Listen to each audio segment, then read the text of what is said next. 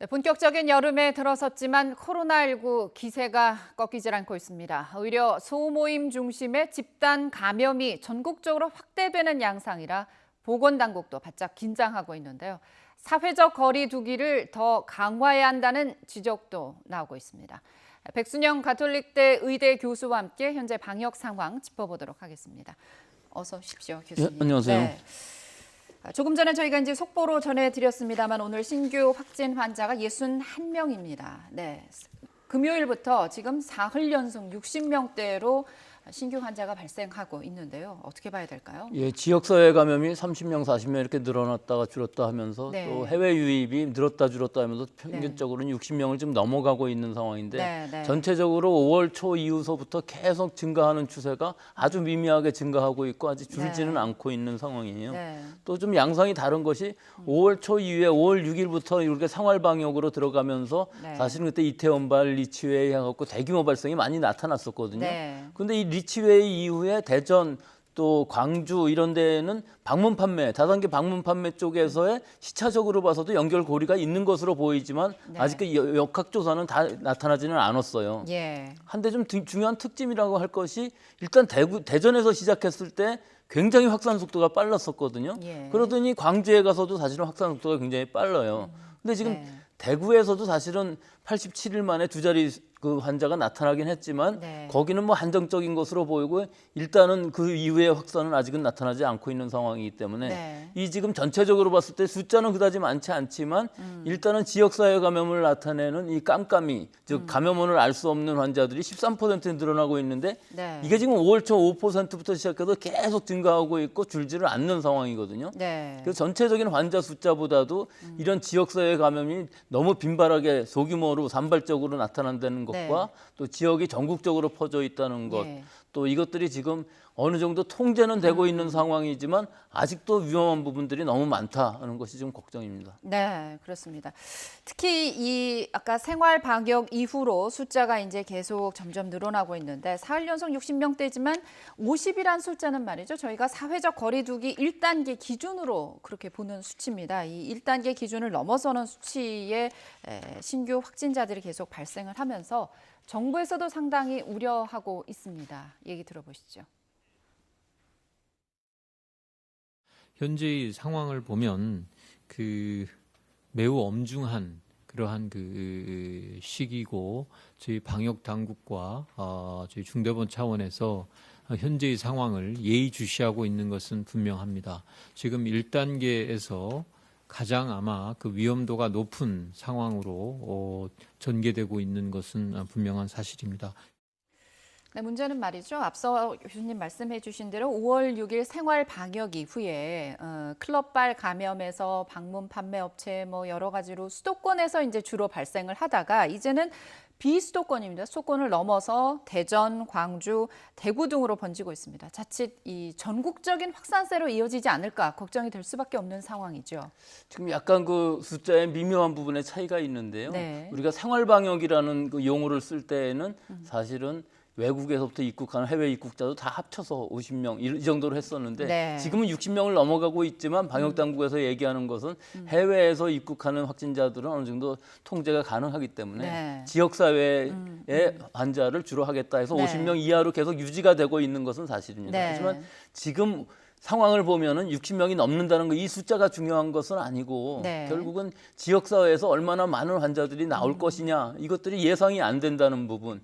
즉 우리가 통제 범위라는 것은 증상이 나타나고 진단을 받아야 격리를 시키고 동선을 찾아가는데 그것을 쫓아가는 데 시간이 많이 걸리다 보니까 점점 더 늘어나는 상황을 통제를 하고 있지 못하는 부분들이 굉장히 좀 걱정이 되는 부분들이 있고요. 즉 조금 아까 말씀드린 그 13.2%라는 감염원 불명이 줄어들어야 될 텐데 그걸 줄어들이게 할 수 있는 통제 방법이 방역 방법이 지금으로서는 딱히 없다는 것이 문제가 될 수가 있겠죠. 그렇군요. 지금은 이제 생활 속 거리두기, 정확하게는 이제 사회적 거리두기 1단계입니다. 말씀하신 것처럼 하루에 이제 지역 발생 50명을 초과한 게 이제 벌써 이제 5번째고, 사회적 거리두기를 1단계에서 2단계로 격상해야 하는 거 아니냐는 주장도 지금 나오고 있습니다. 무슨 해외 유입은 어느 정도 통제 가능한 상황이긴 하지만요. 어떻게 보십니까? 예, 결국은 방법은 거리두기밖에 없기 때문에 2단계로 올려야 되는 것은 맞는 상황이죠. 하지만 우리가 네. 2단계로 올린다고 그러면 지금 상황에서 학교 등교 개학도 하고 있고요. 여러 가지 사회 경제적인 부담이 너무나 커지기 때문에 네. 일단 올리는 것은 조금 두고 보면서 네. 탄력적으로 하되 지금 현재 지역적으로도 차이가 많이 나오고 있거든요. 예, 사실 그렇습니다. 대구 경북 지역 나오긴 했지만 상당히 많이 억제되어 있고 잘 잡히고 있는 것으로 보이고 네. 광주인 경우에 있어서도 사실 한정적이긴 해요. 네. 이 다단계 판매 같은 데서부터 시작하고 지금 교외로 가서 있지만은 네. 어느 정도 방역 당국의 통제 안에 있다고는 볼 수가 있는데도 불구하고 네. 네. 또 새로운 감염이 자꾸 나타나기 때문에 그것들을 어떻게 잘 잡을 수 있느냐 하는 것들이 문제이기 때문에 실제로 지금 많이 발생하는 또 위험한 지역, 특히 광주 같은 경우는 벌써 2단계로 사회적 거리두기로 가 있는 상황이고 예, 아마 그렇습니다. 이 전남 지역도 지금 그 주변에 있기 때문에 아마 그렇게 할 것 같이 보이고 지금 대전 지역도 좀 위험하긴 한데 아마 아슬아슬한 경계선상에 있기 때문에 또 이 바이러스들이 굉장히 빠른 속도로 가고 있기 때문에 선제적으로 이런 2단계를 지역적으로 좀 차별성 있게 하는 것도 좋다고 생각을 합니다. 네. 아직은 방역 당국이 사회적 거리두기 이 단계를 상향하는 것은 굉장히 심중한 그런 입장을 보이고 있습니다. 다만 코로나19 바이러스 유전자 분석을 하고 있는데 이번 주 정도의 결과를 공개하겠다고 밝혔어요. 유전자 분석 결과가 왜 중요할까요? 이게 처음에 우한에서 발생했을 때에는 S라는 타입이었었는데요. 네. 그 이후에 이제 V라는 타입으로 변이가 되면서 우리나라에도 V 타입이 많아서 신천지 경우에서는 대부분 V였어요. 네. 근데 예천에는 사실은 그 다음에 G라는 타입이 나타났는데 이것은 유럽이나 혹은 미국의 동부에서 아주 확산 속도가 빨랐던 네. 하지만 우리가 그 증거까지는 확실히 갖고 있지 않았었는데 최근에 그런 연구 결과들도 많이 나왔죠. 네. 그래서 지금 우리나라 전체를 보면은 SVG 타입 중에서 지금은 G 타입이라는 것이 아마 유행하는 것으로 보이는데 네. 과연 서울 수도권하고 대전하고 광주 또 전남 지역 또 대구까지 지금 다시 돌아갔을 때 이 타입이 연관성이 있느냐 아니면 각각의 새로운 타입이냐 하는 것이 굉장히 중요할 수가 있죠. 네. 즉 같은 타입들이 어떤 연관성이 있다 그러면은 우리가 어느 정도 통제도 가능하고 할 것이지만은 네. 각각의 서로 따로따로의 어떤 새로운 바이러스가 나타나면서 지역사회 감염이 새로 시작됐다고 그러면 상당히 통제하기 어려운 부분들이 분명히 있어요. 예. 이거는 NGS라는 방법으로 유전자 연기서열을 분석을 하게 되면은 어느 정도의 그 이유들은 알 수 있거든요. 관련성도 예. 알 수 있고. 그래서 지금 그것들을 다 하고 있고 실제로 리치웨이나 이런 거 초기에 발생했던 것들은 G타입이라는 것이 분석이 됐었어요. 그렇군요. 그리고 지금 이 상황에서도 광주도 아마 분석이 거의 다 끝날 것으로 보여서 예. 이런 분석을 통해서 우리가 어떤 합리적인 정책 결정을 할 수가 있겠죠. 네, 지금 보면 이제 사흘 연속 신규 확진자 수가 60명대를 기록했는데 이 숫자뿐만 아니라 저희가 좀 방역 당국이 긴장할 수밖에 없는 것 중 하나가 이제 감염 경로가 불분명한 이른바 깜깜이 환자 비율이 이제 늘고 있다는 겁니다. 지금 13%를 넘었거든요. 사회적 거리두기 1단계 기준 중에 하나가 이제 깜깜이 환자는 5% 미만이어야 되는데 지금 13%로 나타나면 이건 지금 2배가 넘는 수준까지 올라왔습니다. 이러다가 이제 더 넓은 범위 어떤 지역 사회로 전파가 되는 건 아닌지 걱정할 수밖에 없는 상황인 건 맞는 것 같습니다. 예, 그렇습니다. 이 연관돼서 결국은 방역망 안에 우리 통제 범위 안에 있는 환자들이 네. 과연 80% 이상이야 하는 것도 사실은 지금은 맞추지 못하고 있어요. 네. 그럼 숫자 이외에는 다 넘어가고 있는 상황인데 이것을 줄일 수 있는 방법이 있느냐 과연. 그렇죠. 그게 제일 중요한 것인데 중요하죠. 지금 네. 1차적으로 시도하고 있는 것은 서울시 같은 데에서 한 주에 3,000명씩을 무료로 선제적으로 진단 검사를 하고 있어요. 이건 뭐 네. 증상에 상관없이 접촉한 거에 상관없이 하고 있고 네. 이병 장정들 수천 명씩 매일 하고 있습니다. 네. 이건 풀링해서 하고 있긴 하지만요. 네. 또 경기도에서도 기업을 대상으로 하고 있는데 네. 실제로 전체 숫자가 너무 적어요.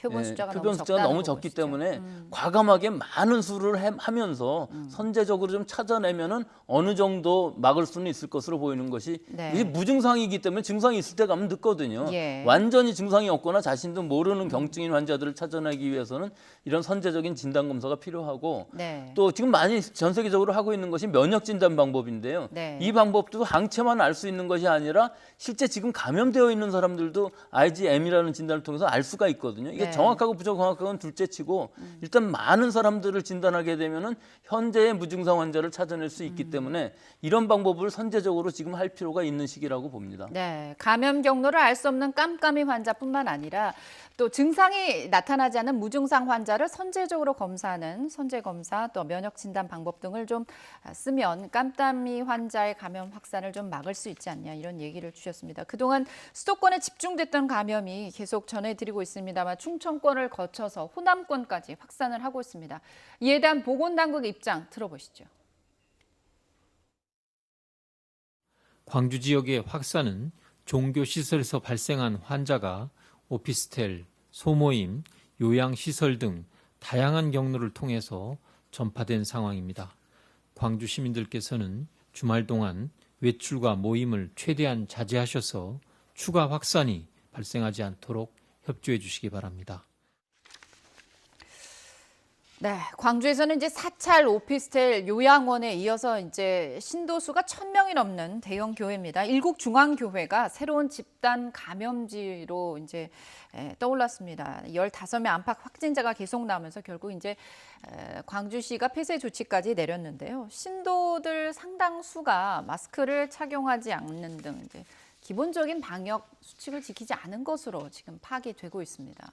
지금 대부분의 대형 교회들에서는 방역 수칙을 아주 잘 지키고 웬만하면 온라인으로 예배를 많이 드리기 때문에 실제로 집단 발생이 많이 줄어들었거든요. 그렇지만 그 교회의 구역 예배라든지 성가대 모임이라든지 이런 개인적인 교인들의 모임 등에 의해서 소규모로 발생하는 경우는 많이 있었는데 이렇게 광주 7교회처럼 다 무시한 경우는 사실은 요새는 드물죠. 즉 그 안에서 식사도 하고 예배하면서 거리 지키기도 잘 안 됐을 것이고 뭐 소독 환기에 대한 언급은 잘 없지만 하여튼 전체적으로 봤을 때 출입자 명부도 안 돼 있는 이런 상황이었기 때문에 계속 지금 폭발적으로 발생을 하고 있고 이것이 시간이 지금 많이 지남에 따라서 결국은 N차 감염이 일어날 수밖에 없는, 즉 가정에 돌아가고 그 가정에 있던 분들이 또 출근을 하게 되면 출근한 사람들이 감염이 되게 되면은 찾아낼 수가 없는 상황이 번지게 되는 것이거든요. 걷잡을 수 없게 되기 때문에 이 교회뿐만 아니라 지금으로서는 그 교회에 관련되어 있는 모든 사람들은 증상의 유무와 상관없이 일단 진단검사를 받아야 될 필요가 있어요. 그래야 광주가 어느 정도 통제가 되지 지금 상황에서 접촉한 것만 생각하고서 한다면은 결국은 너무 빨리 번지는 이 바이러스의 지금 특성 때문에 이것이 어려워질 것으로 보여서 굉장히 우려가 되는 광주의 상황이긴 합니다.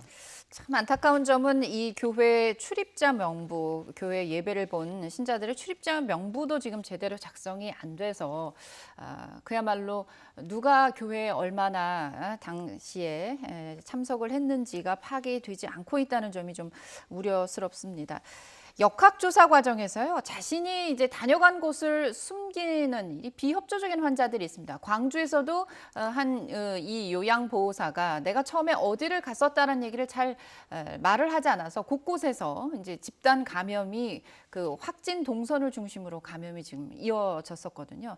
아직도 이렇게 비협조적인 확진자들이 있다는 게 이제 문제인데 결국 이 감염법 위반으로 고발될 수밖에 없는 그런 상황입니다. 그렇죠. 결국은 처벌을 할 수밖에 없는 일벌백계가 돼야만 얘기가 되는 상황이기 때문에 인천의 이거 학원 강사인 경우 자기 직업을 속여갖고서 결국은 200명 가까이 뭐 8, 9차 감염까지 나타난 상황이었던 것이 그 이후로 경각심이 있었어야 되는데 사실은 리치웨이라든지 그 이후에 대전 또 광주 전부 이 다단계 판매인 경우에 있어서는 자기 자식들 또는 식구들한테 얘기를 하지 못하고 이걸 자꾸 숨기다 보니까 그 이후에 2차, 3차 감염이 일어나고 결국은 요양원까지 가게 되는 이런 상황에 피해가 커지는 것이거든요.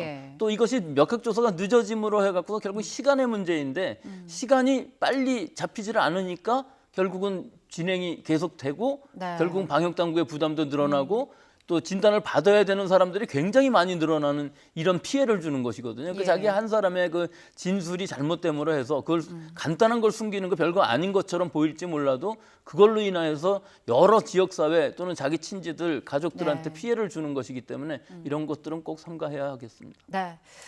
결국 광주 지역 누적 확진자가 지금 100명을 넘어섰습니다. 상황이 심상치 않은데요. 보건당국은 이 전파 속도가 코로나 초기에 이 대구 경북 때보다 빠르다. 이 전파력이 더 높아졌다는 분석을 내놨습니다. 들어보시죠. 일선의 역학조사관들이 안 그래도 지난번 대구 경북에서 발생했을 때보다 전파 속도에 대해서 역학조사 과정에서 느껴지는 것 자체가 좀 빠르다는 얘기를 안 그래도 들은 바가 있는데 네. 어떤 논문을 보니까 6배나 높아졌다 이런 얘기를 하기도 하더라고요. 왜 같은 코로나 바이러스인데 초기인 대구 때보다 이렇게 전파 속도가 빨라진 걸까요? 그렇죠. 이게 같은 코로나 바이러스긴 한데요. 이게 RNA 바이러스의 특성상 계속 변이는 일어날 수밖에 없습니다. 변이가 계속되기 예, 때문에. 엄청나게 네. 많은 변이가 지금 일어나고 있고 결국은 미국의 듀크 대학하고요. 또 로스알라모스라는 국립연구소, 영국의 네. 셰필드라는 대학에서 같이 네. 공동 연구를 했는데 수천 개의 그 바이러스들 분석을 해보니까 그중에 14개 정도가 변이를 나타냈는데 이것들이 지금까지 실험한 것은 이제 세포 배양이라든지 또는 동물 실험 이런 것들을 한 것인데 결국은 사람에게까지 해보니까 이 감염력이 굉장히 높아졌더라. 즉 적게는 3배에서부터 6배 정도의 전파력이 높아졌는데 그 높아진 이유를 찾아보니까 이 바이러스가 세포에 감염되기 위해서는 돌기가 있는데 네. 이 돌기가 약간 작아지면서 더 효과적으로 침투할 수 있는 방법을 바이러스가 개발을 했더라 하는 것이죠. 예. 개발이라는 의미보다는 사실은 바이러스들이 자꾸 이렇게 진화하는 즉 독성을 더 세게 만드는 이런 과정 중에 있는 것인데 네. 결국 이런 작용에 의해서 감염력이 더 높아지긴 했는데 사실은 감염력이 높아지게 되면 전파력이 높아지면은 이 독성은 좀 떨어지는 즉 중증으로 가는 것은 좀 떨어지는 경향이 있는 것인데 실제 이 상황에서 보면은 이 논문의 결론은 전파력은 높아졌지만 이 증상에 악화시키는 부분에서는 별 차이가 없었다 하는 예. 결론을 냈어요. 근데 이게 얼마 전에도 이 플로리다의 스크립스라는 연구소에서 세포 배양을 해봤더니 이런 결과가 있었다 하는 결과는 보여줬었는데 네. 지금 이 페이퍼는 셀이라는 페이퍼에 아주 권위 있는 그 논문에 낸 것이거든요. 네. 그래서 일반적으로 우리가 그 증거까지는 잘 알 수가 없었는데 이 부분을 아주 집중적으로 전부 연구를 해서 분명히 지금 유럽이나 이 미국에서 동부에서 유행하고 있는 또 네. 미국은 지금 전체적으로 전역에서 이루어지고 있지만 이 아주 폭발적인 유행이라는 것이 이런 전파력이 강해진 것이 이익을 담당하고 있다 하고 결론을 지금 내고 있는 것 같습니다. 네. 전파 속도가 빠른 건 굉장히 우려를 나타낼 부분인데 그나마 불행 중 다행인 건 전파력은 이렇게 빨라지면서 강해졌는데 중증도나 치명률이 함께 높아진 건 아니라고 보는 거죠. 예, 그렇습니다. 예. 네. 대전 지역에서 이제 40대 간호조무사가 확진이 됐습니다. 역시 방역 지침을 지키지 않은 사례인데 어떻게 보면 이제 다른 사람이 아닌 알만한 의료진이 발열 증상이 나타났는데도 계속 근무를 했다는 거예요. 특히 병원이나 또는 이런 요양원 같이 취약 계층의 사람들을 많이 돌보는 이 입장에 있는 사람들은 평소에 있어서도 여러 가지 접촉을 좀 줄이고 또 자기가 아주 가벼운 증상이라도 증상이 나타나면 일단 출근을 하지 않고 보고 네. 또 지금 상황에서는 그런 증상이 있다 그러면 선별진료소에서 진단을 받는 것이 지금 옳은 것이거든요. 네. 그런 것을 지키지 않고서 만약에 출근을 하고 접촉을 한다 그러면은 그 환자라든지 주위에 있는 여러 사람들한테 감염을 시키게 되면은 굉장히 피해가 심해질 수가 있는 지금 상황이에요. 그래서 예. 물론 힘드시겠지만 여러분하고 접촉을 하는 특히 취약계층하고 접촉을 하고 계시는 의료진이라든지 요양병원, 요양원 이 여러 관계자들은 꼭 조심을 해야 될 시기일 것으로 보입니다. 네, 고위험군과 특별히 접촉을 할 수 있는 그런 직업군은 각별히 사실 처음 증상이 단순 감기로 오인할 수 있는 그런 증상들이 나타날 수 있기 때문에 그럼에도 불구하고 한 번 더 몸이 아플 때는 검사를 좀 받아보실 것을 권고하고 싶습니다. 그런가 하면 경기도 광주 골프장에서 이제 60대 남성 3명의 확진이 됐습니다. 사실 골프장은 야외라 괜찮을 거다 이런 생각들을 많이 하는데 골프장 첫 확진 사례가 지금 나온 거거든요. 어떻게 감염이 됐을까요? 일단 감염 원이 문제인데요. 여기서 지금 한번 확진되신 분이 그 의정부 아파트에 그 헬스장이 확진자가 헬스장에서, 굉장히 많이 네, 나왔거든요. 그 헬스장을 다니셨다고 그래요. 네. 그러고서 확진이 되셨는데 같이 골프를 친 3명이 전부 또 확진이 됐는데 실제로 생각을 해보면 골프장 안에서 6시간을 골프를 쳤다고 하지만 뭐 마스크를 쓰고 안 쓰고가 아니고 결국은 골프장에서 감염되긴 굉장히 어려울 것으로 보이는데 네. 이 사람들의 동선을 보니까 골프를 한 후 누구나 그렇게 하지 않습니까? 골프 친 후 같이 이동을 하면서 식사를 했기 때문에 네. 골프장에서의 감염이라기보다는 오히려 그 이후에 이동 시간이라든지 혹은 식사를 하면서 감염되었을 확률이 훨씬 높을 것으로 보입니다. 예.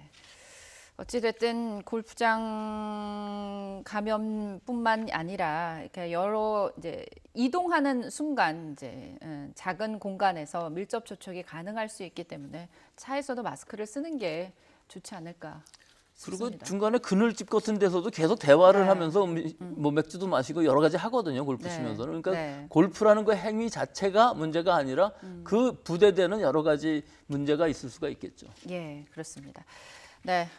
안타깝게도 오늘 사흘 연속 60명대 신규 확진자가 나오면서 방역 당국이 굉장히 긴장을 할 수밖에 없고 또 다른 전파 확산이 우려되고 있는 그런 상황에서 네.